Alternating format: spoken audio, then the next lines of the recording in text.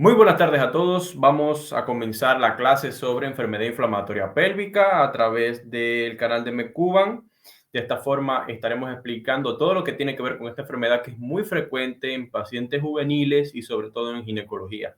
Recuerden suscribirse al canal y de esta forma nos estarás ayudando a llegar a muchísimas más personas y que esas personas también vean las clases. Bueno, lo primero que quiero hablar es sobre enfermedad inflamatoria pélvica. ¿Qué es la enfermedad inflamatoria pélvica? La podemos encontrar en muchas bibliografías como EIP. Según el Centro de Control de Enfermedades de los Estados Unidos, y es el concepto que más me gusta porque es el que mejor engloba todas las características de esta enfermedad inflamatoria pélvica, va a ser un síndrome agudo, que es decir, una patología que aparece de forma aguda en una mujer debido al ascenso de microorganismos de la vagina y el cuello uterino. Es decir, estos microorganismos que pueden haber llegado a esta vagina, que pueden haber llegado al cuello uterino, ¿qué hacen? Bueno, que van a ascender o afectar al endometrio, esa capa que protege las paredes del útero, las trompas uterinas o las trompas de falopio e incluso estructuras vecinas como los ovarios y peritoneo en el caso de que pase ese microorganismo o de que atraviese esas trompas o ese ovario y llegue al peritoneo, incluso la cavidad pelviana.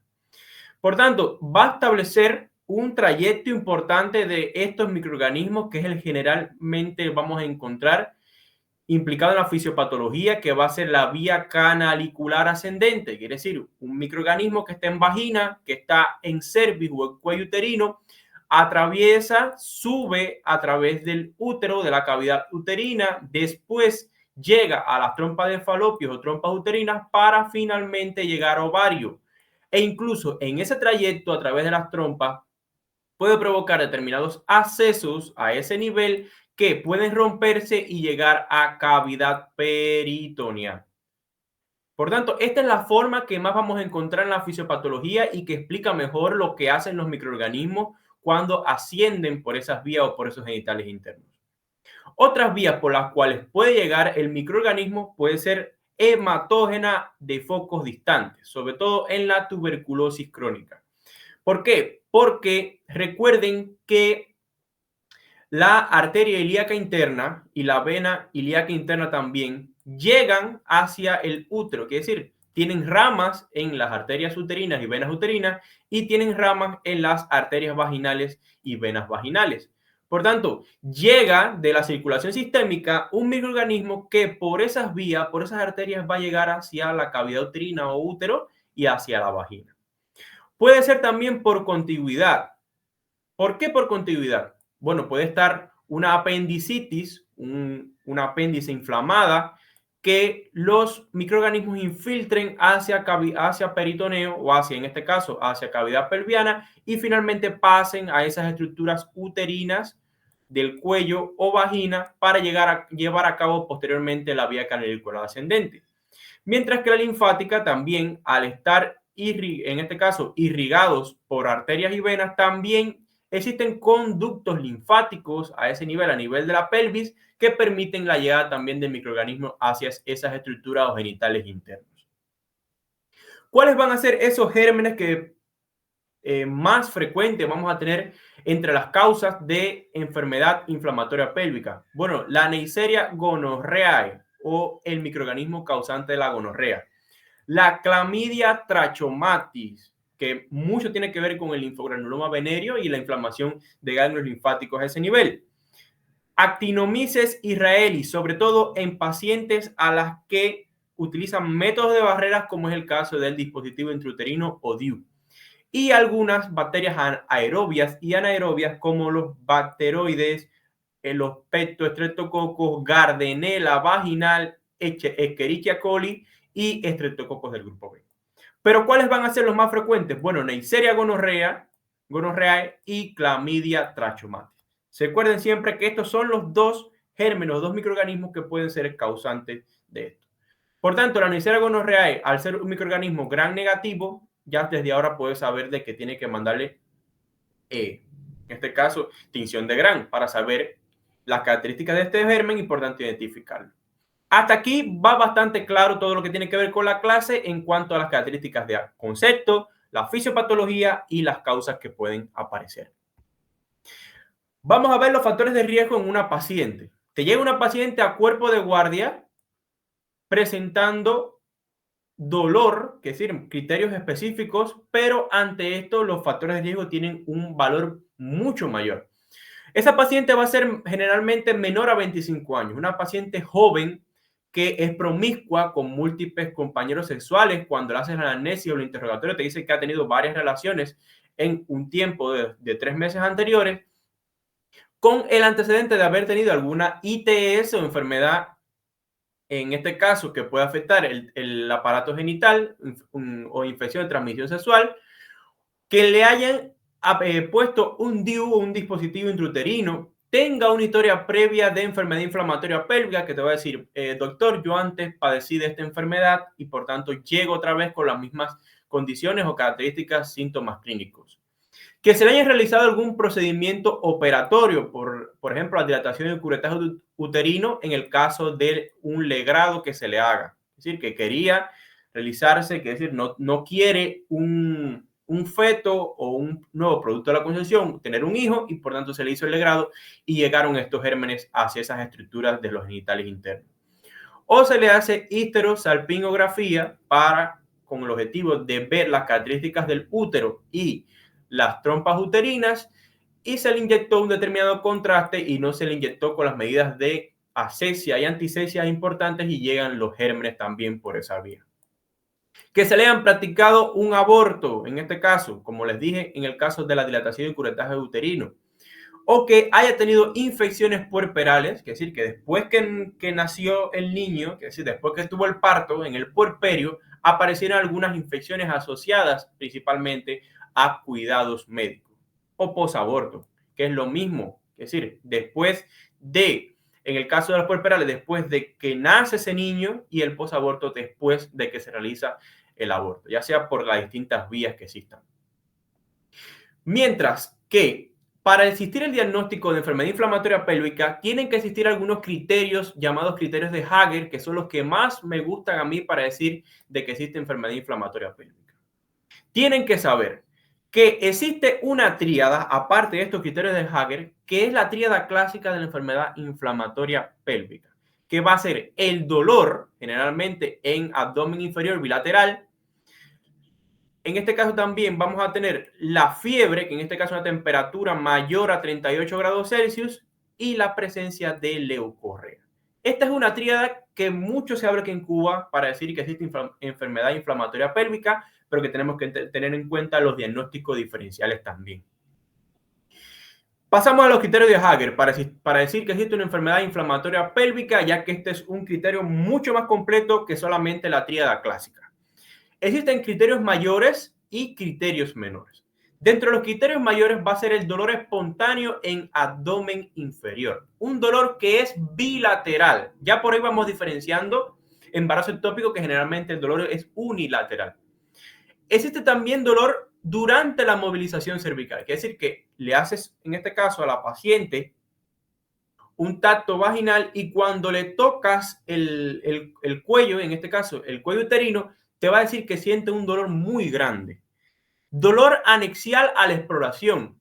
Los anejos, en este caso los anejos genitales, cuando le haces el mismo tacto vaginal que estás palpando, generalmente son tactables, quiere decir que los puedes tocar y son dolorosos. ¿Y cuáles son esos anejos? Bueno, generalmente trompas uterinas y los ovarios, que son los que pueden ser dolorosos.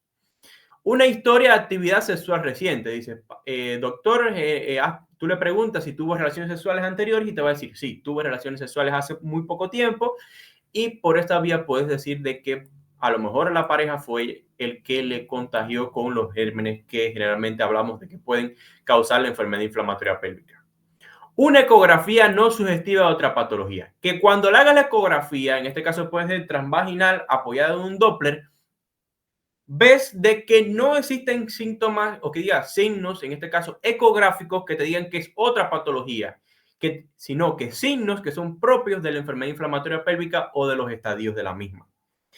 Los criterios menores, ¿cuáles van a ser? Temperatura mayor a 38 grados Celsius, una velocidad de sedimentación globular elevada o eritrosedimentación elevada, que se eleva generalmente en procesos inflamatorios y procesos infecciosos, una leucocitosis mayor a 10.500 por milímetros cúbicos.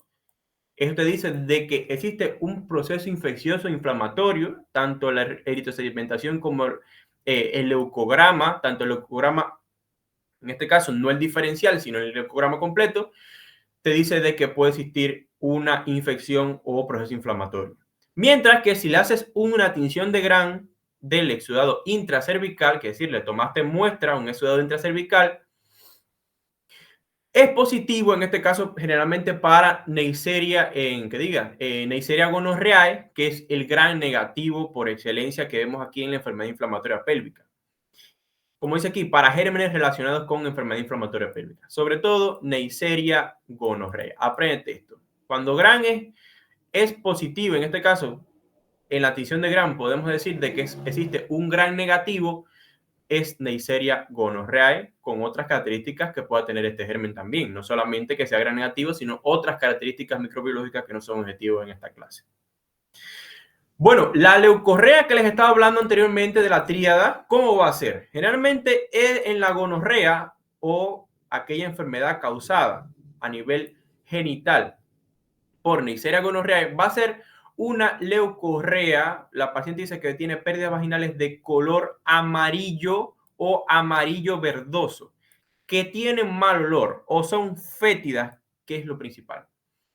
También esto se le puede agregar metrorragia, es decir, sangrados entre periodos menstruales normales, o la menorragia, que es aquellos sangrados durante la menstruación que son abundantes en cantidad o que evolucionan un tiempo mayor al que tienen que tener. Por ejemplo, si la paciente menstrua 3 días, en este caso, si tiene menorragia, va a menstruar 4, va a menstruar 5, va a menstruar 6, y ella dice, no, doctor, he menstruado más de lo normal este mes. Bueno, tienes que tener muy claro que debes hacerle examen con espéculo para ver esa leucorrea cómo es. No les presento imágenes aquí de la leucorrea porque generalmente puede existir problemas, ya que son imágenes de genitales y por lo tanto no es objetivo en YouTube presentar estos tipos de imágenes. Entonces, atendiendo a los criterios de Hager, ¿cuándo va a ser positivo la enfermedad inflamatoria pélvica? Bueno, cuando aparezcan todos los criterios mayores, quiere decir que el paciente cumpla con esos criterios mayores y al menos uno de los menores. También tienes que tener en cuenta los estadios, es decir, los periodos por los que pasa la enfermedad inflamatoria pélvica. ¿Cuáles van a ser? Primeramente, puede provocar una salpingitis aguda, que es inflamación a nivel de las trompas uterinas o las trompas de falopio. Un fenómeno inflamatorio a ese nivel que si le hacemos la paroscopía podemos ver aquí esta imagen donde se ve ese fenómeno exudativo, ese fenómeno purulento que pueden realmente aparecer si la salpingitis se puede complicar. En el estadio 2 va a ser una salpingitis aguda con pelviperitonitis. ¿Y qué va a ser la pelviperitonitis? Un proceso séptico, es decir, sepsis, a nivel de esos genitales internos que hemos mencionado, que pasan por la vía canalicular ascendente, o fenómenos inflamatorios también asociados. Es decir, va a ser sepsis más inflamación en esos genitales internos. Puede pasar que esta pelviperitonitis provoque un acceso tubo ovárico, que cuando le hacemos a esa paciente, el tacto vaginal, ¿qué vamos a encontrar? Bueno, vamos a encontrar una masa o una tumoración irregular. Una tumoración irregular que va a ser muy dolorosa, que provoca muchísimo dolor en esa paciente, que va a estar bastante cercana a las estructuras uterinas y que lo podemos, como le dije, estructuras irregulares, dolorosas y cercanas a esas estructuras, en este caso del útero. Este es como generalmente determinamos que existe un acceso tubovárico por las características clínicas. Mientras que si le mandas una ecografía, miren aquí rápidamente cómo se puede ver estas estructuras o estos signos ecogénicos cuando vemos un acceso tubovárico. Miren aquí cómo se ve muy bien el acceso tubovárico en esta ecografía. Mientras que si ese acceso tubovárico se rompe, es decir, que por alguna estructura, por alguna parte de ese acceso se rompa y pase ese contenido purulento hacia esa cavidad abdominal, que es decir, hacia el peritoneo, va a provocar una ruptura de acceso tubovárico con peritonitis, más shock. Porque esa paciente va a provocar un shock, en este caso, por la parte del contenido que sale a esa cavidad peritoneal y por tanto aparece un shock generalmente. ¿Qué complementarios vamos a mandar a esa paciente que le vamos a indicar? Bueno, parcial de orina y urocultivo para ver cuál es el germen causal, proteína C reactiva, que es un reactante de fase aguda y que se altera también en procesos inflamatorios infecciosos, por tanto va a estar elevada la proteína C reactiva cuando la tengamos como examen complementario. Le mandamos también ecografía transvaginal para ver exactamente cómo están esas estructuras tubáricas, si existe dilatación tubárica, si existe líquido en peritoneo o líquido peritoneal y si existen accesos pélvicos. Por esto mandamos ecografía transvaginal. Y a esta ecografía transvaginal nos podemos apoyar también de un ultrasonido Doppler. ¿Okay? Doppler. Siempre también indíquelo para esa paciente. Si existen dudas diagnósticas después de realizarse ecografía transvaginal o un Doppler, ¿qué vas a hacerle? Una laparoscopía para ver esas estructuras o ese contenido exudativo a ese nivel si puede aparecer, como en esta imagen que veo aquí en la salpingitis aguda que le presenté. Esta es una imagen a través de la laparoscopía. Mientras que a estos complementarios que les representé aquí se les agregan los de los criterios de Hagre. ¿Cuáles van a ser? El leucograma, la eritrosedimentación y todos los que vimos en los anteriores criterios.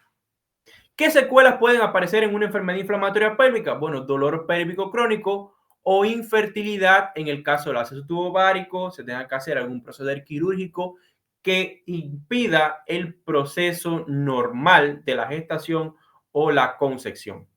Tienen que tener muy claro que las secuelas van a ser el dolor pélvico crónico e infertilidad como las mayores. Incluso se puede asociar embarazo ectópico también como una de las principales secuelas, ya que puede tener una mayor predisposición a la aparición de embarazos ectópicos. Pero las más importantes, dolor pélvico crónico e infertilidad. ¿Vamos claro hasta aquí? Bueno, vamos a pasar a la parte del tratamiento, primeramente la profilaxis, después el ambulatorio y después el hospitalario. ¿Cómo vas a hacer profilaxis a esa paciente? ¿Qué les vas a decir importante?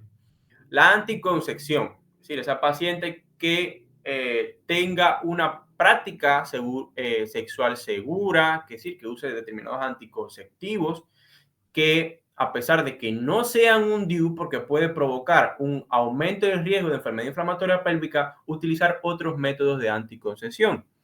Una práctica sexual segura, como les dije, que no sea promiscua, que lleve una relación estable. Esto es lo principal, que no tenga muchos compañeros sexuales, porque esto puede predisponer a la aparición de enfermedad inflamatoria pélvica.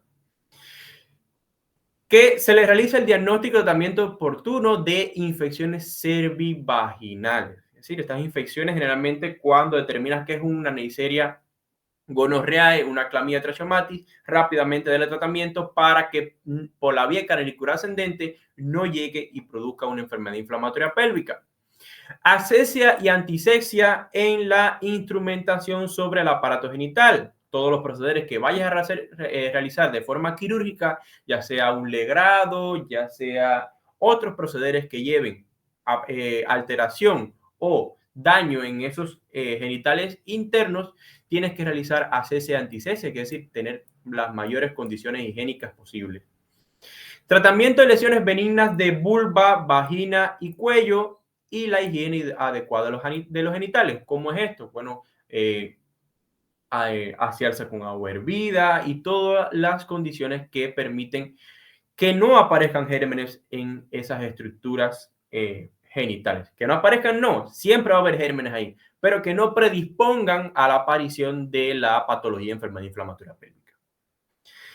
¿Qué tratamiento tú le mandas ya cuando la paciente está diagnosticada y le dices, bueno, vamos a hacer un tratamiento ambulatorio. ¿Por qué le vas a hacer tratamiento ambulatorio a esa paciente? Bueno, existen criterios para realizar tratamiento ambulatorio. Esa paciente que no tenga que ser hospitalizada.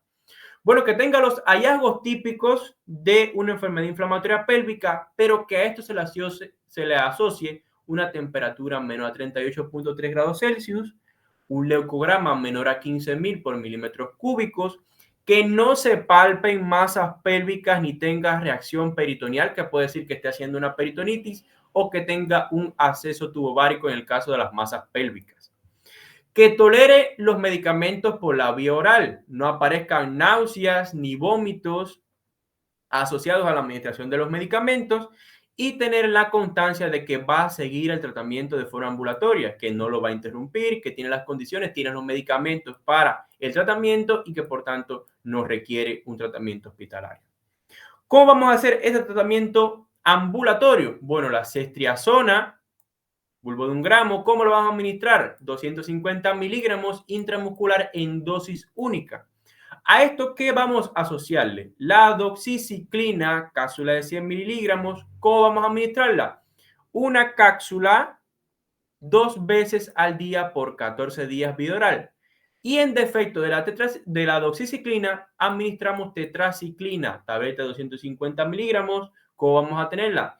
2 tabletas de 500 miligramos, 4 veces al día por 14 días, claro, vía oral. Mientras que puedes asociarle a estos medicamentos, tanto la ceftriaxona como doxiciclina o ceftriaxona más gentamicina, el metronidazol, 500 miligramos 2 veces al día por 14 días vía oral. Tengan claro, tratamiento ambulatorio no son 7 días. Tratamiento ambulatorio son 14 días de tratamiento con los fármacos que aquí les estoy presentando. Tengan muy claro esto para que el periodo del tratamiento lo tengan muy presente cuando tengan un examen o cuando les pregunten. Y además, aparte del tratamiento farmacológico, tienes que decir a la paciente que tenga un reposo más abstinencia sexual. La paciente no puede tener relaciones sexuales en ese tiempo y mantener un reposo para que esa inflamación disminuya. Y además, cuando inicia el tratamiento ambulatorio, el médico debe reevaluar dentro de las primeras 72 horas de tratamiento si responde a ese tratamiento o no. Y si no responde, ¿qué tenemos que hacer? Mandar tratamiento hospitalario o ingreso hospitalario.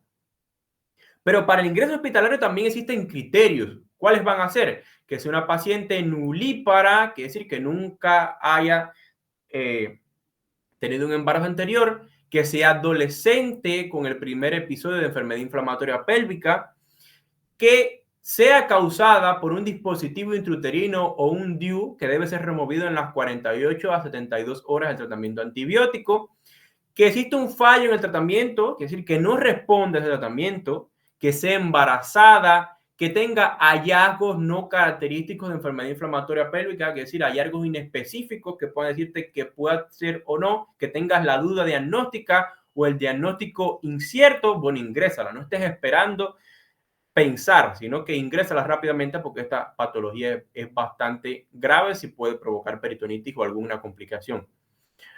Que se palpe una masa pélvica o acceso tubovárico. Recuerden que en el ambulatorio les dije que no había masa pélvica o acceso tubovárico, mientras que en el caso de la hospitalización, uno de los criterios sí es que exista masa pélvica o acceso tubovárico. Que no tolere la medicación oral, aparezcan náuseas y vómitos asociados a la administración de medicamentos por vía oral. Que sea un dolor en abdomen superior que puede decirte que se esté complicando esta paciente. Que existan signos de reacción peritoneal que puedan sugerirte de que esté haciendo una peritonitis. Que la temperatura sea mayor a 38.3 grados Celsius, que sugiera que está haciendo un proceso de sepsis. Un leucograma mayor a 15.000 por milímetros cúbicos, que también indique un proceso séptico. Por tanto, estos son los criterios que tienen que tener claro para ingresar a una paciente de forma hospitalaria. Mientras que el manejo farmacológico lo tienen que tener muy, pero muy claro en el tratamiento que generalmente es parenteral. Se puede administrar por algunos medicamentos por vía oral, pero por otras vías, si no la tolera, va a ser tratamiento parenteral. Recuerden que todos los criterios no tienen que cumplirse, sino que tenga alguno de estos criterios que aquí les estoy presentando, tanto para el tratamiento ambulatorio como para el hospitalario, alguno de esos criterios aparezca, bueno, tienes que ingresarla y hacerle tratamiento. El tratamiento parenteral, ¿cómo lo vamos a hacer? Con cefositina 2 gramos intravenoso asociado a doxiciclina 100 miligramos cada 12 horas intravenoso o por vía oral. Este tratamiento que les estoy presentando aquí es el tratamiento que usan los españoles generalmente en sus guías de diagnóstico y tratamiento de enfermedades ginecológicas, que me gustó mucho porque lo veo bastante didáctico. O también puedes aplicar a este régimen que estamos aquí de cefositina o doxiciclina, puedes en otra forma aplicar la clindamicina 900 miligramos endovenoso cada 8 horas más un aminoglucósido que va a ser la gentamicina intravenoso o intramuscular a este régimen que les pongo aquí. 2 miligramos por kilo de peso inicial y asóciale 1 miligramo por kilo más en el caso de acceso tubo-ovárico. La clindamicina siempre se aplica en el caso que exista sospecha de infección por bacterias anaerobias. Es decir, que si tiene sospecha de que sea una bacteria anaerobia la que esté provocando esta enfermedad inflamatoria pélvica asociados a la Neisseria gonorrhoeae o a la Clamidia trachomatis, bueno, tienes que asociarle clindamicina porque es el que le da a esas bacterias anaerobias. Después de este tratamiento que les presenté aquí, sí, lo aplicas generalmente hasta las 48 horas después de la mejoría clínica. Pero no queda el tratamiento en esta parte de aquí, sino que tienes que, después que existe una mejoría clínica, seguirlo, es decir, hacerle otro tratamiento con el que generalmente aplicas para la parte ambulatoria, que cuál va a ser. En este caso, la doxiciclina 100 miligramos cada 12 horas por vía oral, asociado a metronidazol oral 400 miligramos cada 12 horas. Siempre hasta completar 14 días de tratamiento.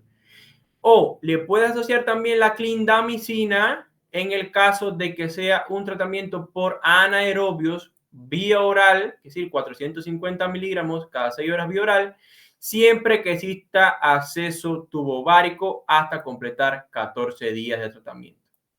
Recuerden que el tratamiento parenteral tienen que tener en cuenta que este que estoy presentando, vamos a ponerle otro color para que se vea mejor. Poner un color amarillo. Este que estoy presentando aquí, cefositina más doxiciclina, es el que generalmente se utiliza. Pero si sospechas anaerobios, es decir, un germen anaerobio es el causante, tienes que aplicar clindamicina más gentamicina. Si con este tratamiento mejora a las 48 horas después de la mejoría del tratamiento, bueno, lo sigues con doxiciclina más metronidazol hasta completar 14 días. Pero si es una bacteria anaerobia o a presencia de acceso tubo ovárico, como es el tratamiento lo que le presenté aquí de clindamicina más gentamicina, bueno, aplícala entonces después de las 48 horas de la mejoría clínica, le sigue con clindamicina por vía oral, 14 días de tratamiento. Por tanto, claro les queda, esta parte, la parte izquierda, es para la parte que sea Neisseria gonorrhoeae y Clamidia trachomatis generalmente, mientras que el de clindamicina más gentamicina y después clindamicina 14 días cuando se sospeche anaerobios o en presencia de un acceso tubo ovárico. Les hablo de esto porque realmente creo que no me expliqué bastante bien esto y puedan tener claro el tratamiento. Bueno, hasta aquí queda la clase. Espero les haya gustado muchísimo. Más clases en Mecuba tendremos, así que recuerden suscribirse al canal y seguirnos por las distintas redes sociales que también aparecen aquí en nuestro canal de YouTube. Quedo hasta la próxima. Recuerden que el posteje estará pasándose por el canal o el grupo para la clase y de esta forma tengan buena tarde y estudien, que realmente es necesario.